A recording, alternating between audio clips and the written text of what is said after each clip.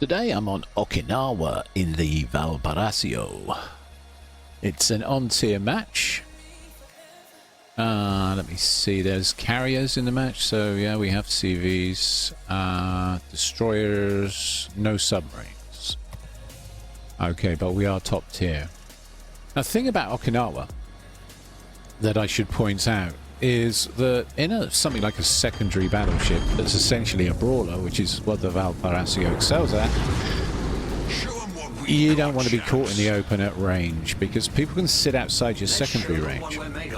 And if they sit outside your secondary range, you can't build your F key. The only other way you can build the F key, and that's the fun button at the bottom of the screen, is to sink another ship with your main guns, and these 381mm guns have absolutely dreadful dispersion, shotgun dispersion, so it's not very easy to pull that off at gun ranges of sort of around the 12 to 20 kilometer range. They're not that great at close range either. Around 7 or 8 kilometers you're still going to get a lot of dispersion on the shells, so you need to get into secondary range. And the best way to do this, I think, is we're going to sail up the B line and into that island chain, so those islands will shield us from the enemy fleet and keep us well protected, so that we can then turn into the enemy fleet and start brawling. You can see they're spreading out nicely. There's quite a ball of ships in the middle of the map. Got to see the cargo there briefly at a gun range. Kind of annoying. But you can see we've got an Ostegotland on the mini-map, an Auckland, and then a Knighton sort of heading towards A. So those are going to be our main competition. There's a few other ships moving across. The Nesbeck, I noticed, is heading our way, so we may have an encounter with him. And with the Tirpitz, the Zeton, the Belfast 43, and the Halford.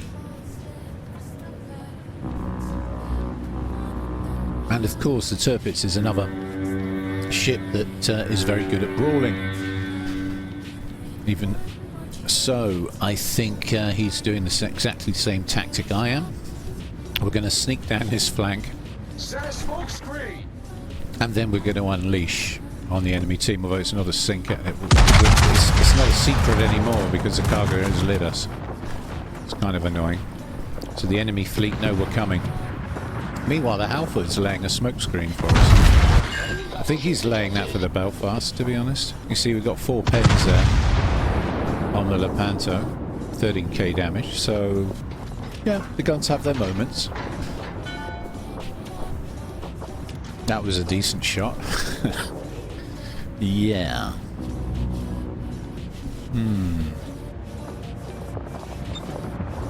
Not my favourite map, to be honest. It has been reworked. They've added a few extra islands to make it a bit more fun and engaging, okay, because Okinawa, usually the sea cap only ever really had a couple of islands on it, and wasn't surrounded by an island chain like it is now. And it was a very open map, and the top of the map was where you saw all the action, right here, where we are now. It's going to fire on the Nesbeck. I've set my secondaries up on the Knighton, and we do have focused secondary fire in this build. I'll show you the full ship build at the end of the match. We'll take her back to port and have a look at that. She's somewhat of a contentious ship. I picked her up for 30,000 steel at Christmas as part of a steel will event.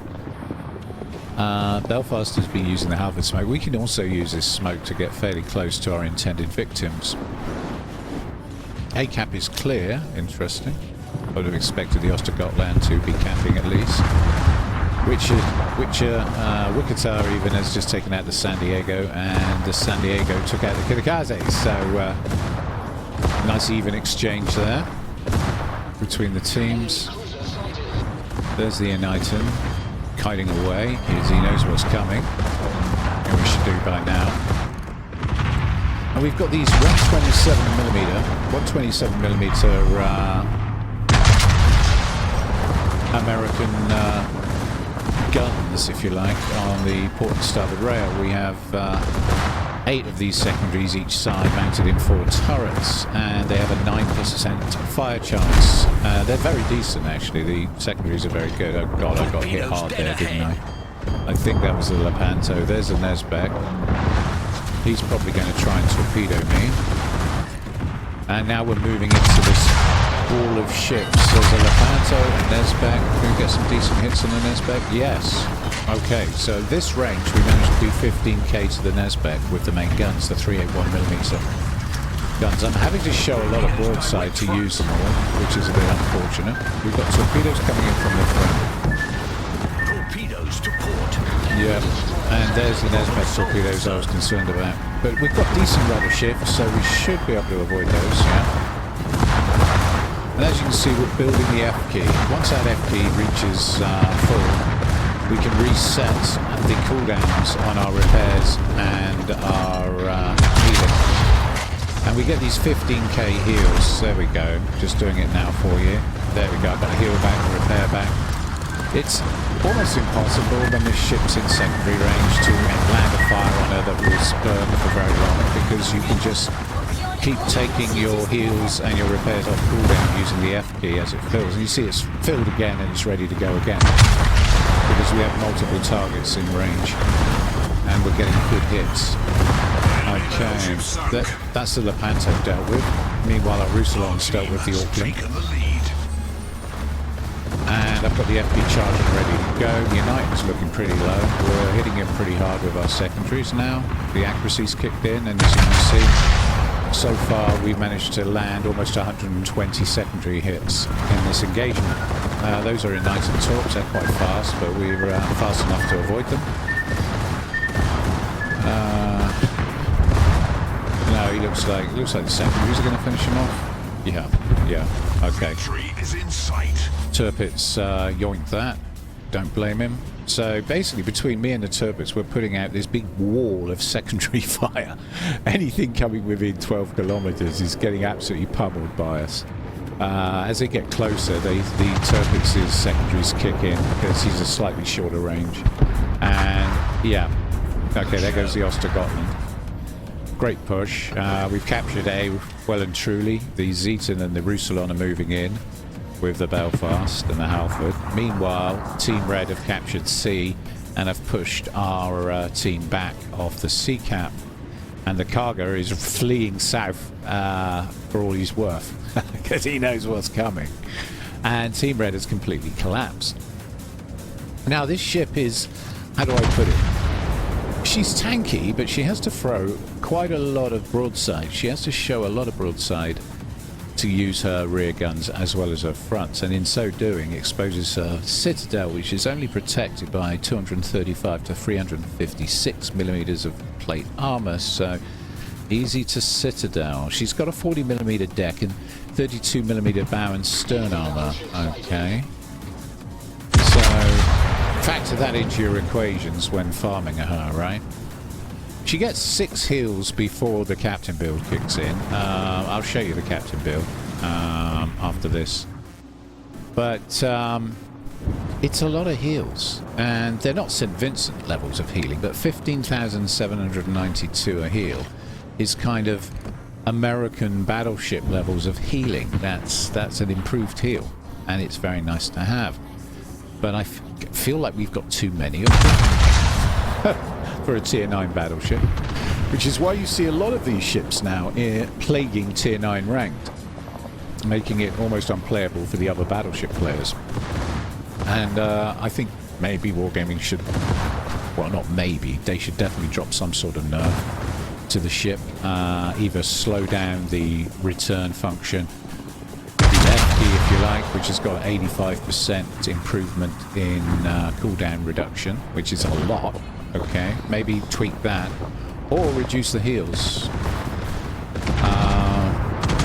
You know, sort of, I guess base 4 rather than base 6 would be a little bit more realistic. I still think she'd be a fun ship to play though. If you like brawling. She is a good brawler. I mean, she is a little too good, is the word I'd use. I mean, I'm hardly even trying here, and we got, what, 95k damage, and we've already sunk a ship, and it would have been more if the Tirpitz hadn't been with us. And no, I didn't need the Tirpitz with me, and that's how strong this ship is. I could have done all of that on my own and taken all the glory very easily. She also excels in asymmetric battles because of the uptime. You can stay upright longer than most other battleships, allowing your very accurate secondaries to farm a substantial amount of damage for you. And we've still got 3 heals left. AFK's charged. And we're in the late game now.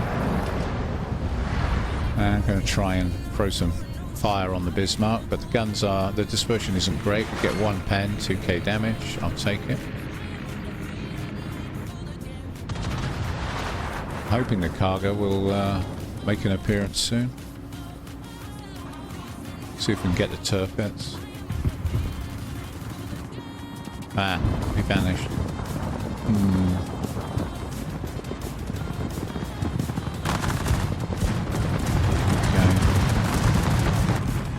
There's the cargo. Okay, how fast is he moving? Let's aim about there. I reckon he's doing about 20 knots. Those shells look good. And yeah, we get 3 pens and 12,375 damage. We don't get HE on the main guns. That's something else to bear in mind. You only get the AP.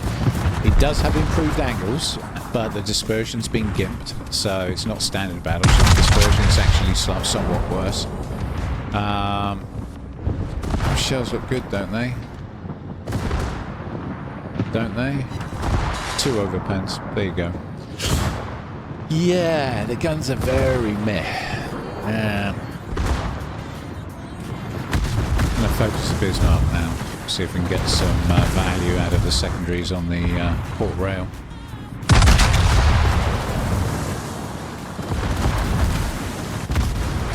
Try and keep port and starboard secondaries firing at all times.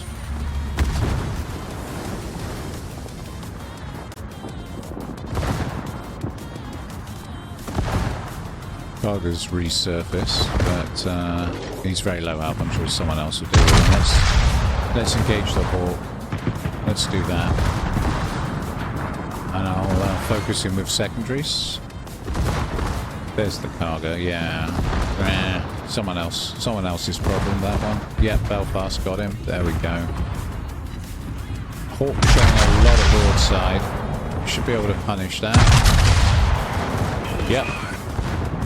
And the rears. Yes. And that finishes the game. So 2 Citadels on the Hawk for a nice little finish there. And 738,000 credits, 158,000 damage, class 2, not surprised by that, particularly top 3 finish. Tirpitz and Roussillon doing very well indeed. 158,000 total damage, fires 26,596, and secondary 23,512. So about 46,000 damage was chuffed out by the secondaries there, to give you some idea. Right, let's take it back to port and have a quick look at the build. Okay, so there you go. That's the build. You take that. You don't need fire prevention because once you're in secondary range, your F key fills so fast you keep getting your repairs back. There's the modules there. She is pretty much fireproof thanks to the F key. Alright, assuming you can stay within secondary range, and that is the Valparasio. Well, I hope you enjoyed that match as much as I did playing it, and if you did, don't forget to like and subscribe. Thank you all very much for watching. Thank you.